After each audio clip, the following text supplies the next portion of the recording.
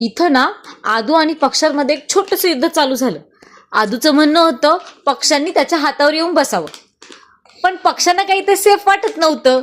आणि ठीक आहे ना, त्यांची मर्जी ना, त्यांना ज्याच्या खांद्यावर बसायचंय, ज्यांच्या हातावर बसायचं ते बसतील ना, ह्याची काय एवढी दादागिरी चालली आहे.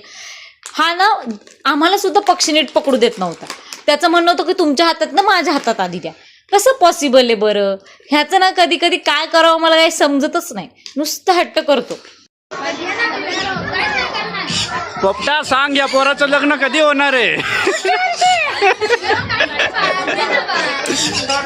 भविष्य सांगणार पोपट, पुढच्या वर्षी लग्न होणाऱ्याच्या खांद्यावर बसणार. शेवट तर आधी रडायलाच लागला, कारण एकही पक्षी त्याच्याकडे येत नव्हतं. असो, लहान मुलांचं काय चालूच असतं.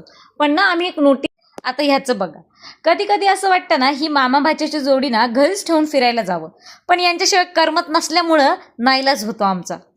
देवा, या जगामध्ये फोटोसाठी आणि व्हिडिओसाठी काय काय करावं लागतं बरं.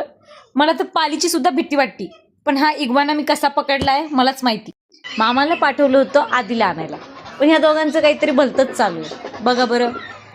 मित्रांनो, कॅटवॉकलाही लाजवेल अशी यांची डक वॉक चालली आहे. बिचारे बदक, त्यांना काय वाटत असेल बरं ह्या दोघांना बघून, की कशाला मागं लागलेत आमच्या. आधीने बदकांचा इतका पाठलाग केला होता ना, की घरी यायला पण नाही म्हणत होता. बिचारी बदकं सुद्धा याला कंटाळली होती, की हा बाबा कुठून आलाय की एवढं मागं मागं येतोय आमच्या. या बदकांची मनस्थिती बघून मी त्यांची माफी मागितली आणि खूप सारी मजा करून आम्ही चाललो आहोत आता घरी. Thanks for watching. प्लीज माझ्या व्हिडिओला लाईक करा आणि चॅनलला सबस्क्राईब करा. तुमच्या सपोर्टची मला खूप गरज आहे. थँक्यू.